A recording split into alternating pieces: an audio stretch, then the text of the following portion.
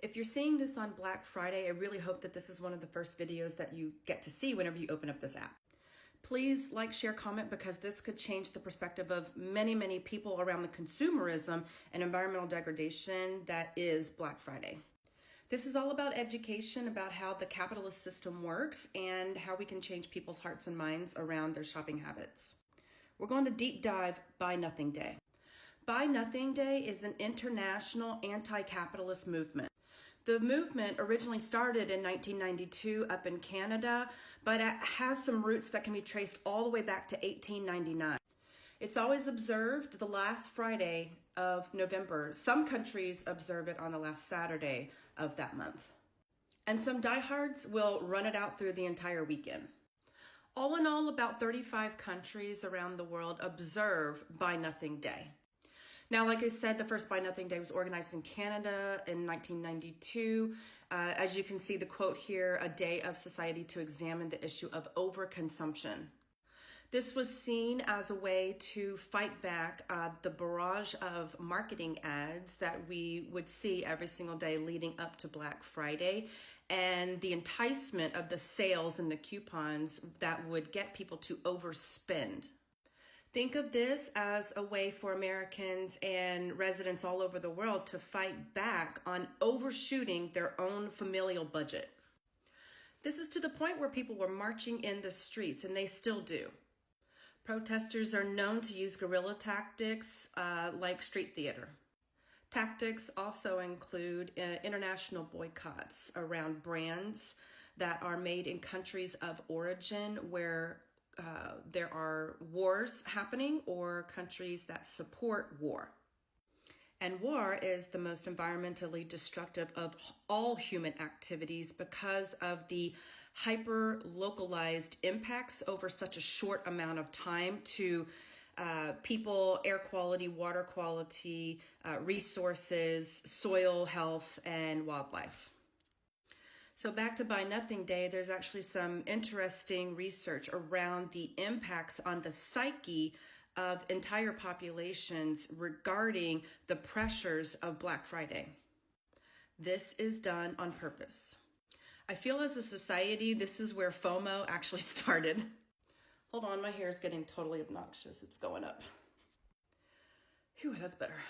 So in the early 90s, a company called Adbusters, which is a Canadian radical magazine, they're still around. You can definitely go check them out. They were at the forefront of what's called culture jamming, and they would encourage their readers to have kind of protest parties and give them creative ideas on how to do that. So one of those would be credit card cutting parties.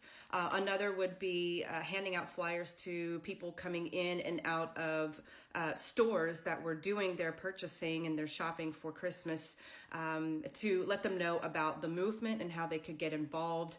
They would also form long lines of people pushing just empty shopping carts around stores, and they referred to it as Whirly Mart. 4 states in the U.S. hold Buy Nothing coat exchanges, including Utah. And this is seen as an alternative to Black Friday shopping. And then also people would dress up as zombies and walk through malls all across the country. So part 2 of this is the environmental impacts piece. Black Friday supports our current linear economy. The linear economy is end-to-end consumerism and manufacturing. Think about it this way. Corporations will extract raw materials out of the earth. Think crude oil to make plastics. Think deforestation to make furniture and housing materials. Through that refining process, we get the materials that we can actually use in products.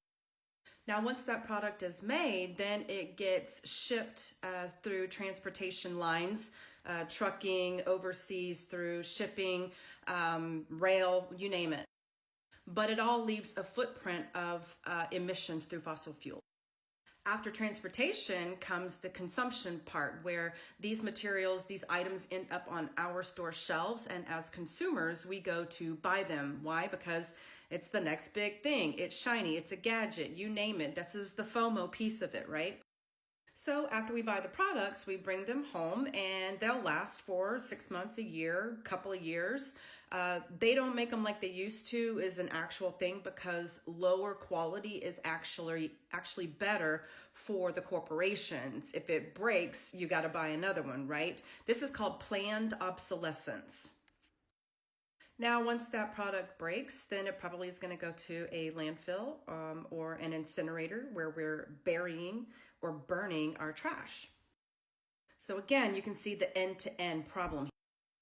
Next here, you'll see that we have the recycling economy, which is kind of where we're shifting to right now. And there's a lot of recyclability around the current products that we do have. Companies are using less plastics, and we're having a whole movement around single plastic use issues. We know about the 5 gyres, the swirling garbage patches that are in each of our oceans that are more than double the size of Texas.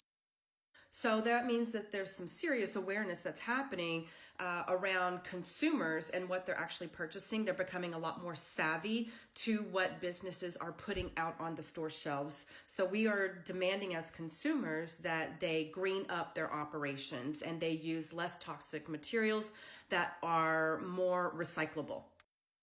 The problem is that we will never recycle our way out of the plastic pollution crisis. We will never recycle our way out of the landfill crisis. Landfills are one of the top 5 emitters of climate change gases, especially whenever food waste is allowed into landfills. That food starts to biodegrade and puts off methane. Methane is 21 to 72 times more potent than carbon dioxide. What we really need is a circular economy.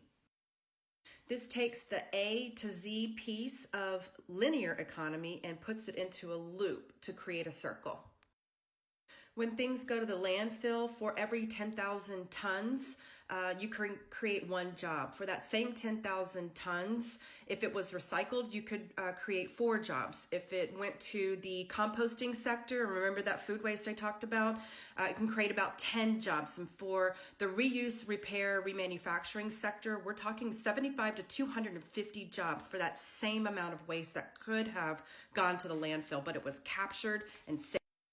The circular economy prioritizes reduction and reuse of the materials so that we don't have a need for landfills or incinerators. My whole goal as a professional zero waste corporate trainer is to starve landfills.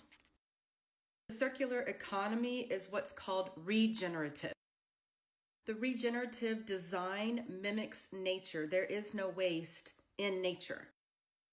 All discards that are made or generated in nature are actually used by other species, by the soil, by the air, water. So if we can mimic that no waste in nature piece, then we can get back to our.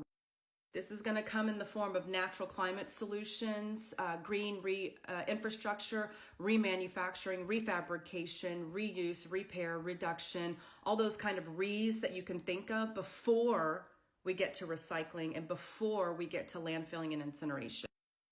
So on this Black Friday, if you absolutely have to do your shopping now, please support small businesses and local artisans who make their entire living on their creativity. Steer clear of those big box stores. You can get out in nature, you can go camping, you can do whatever this weekend, but if you can participate in Buy Nothing Day, please, please, please, please consider doing so.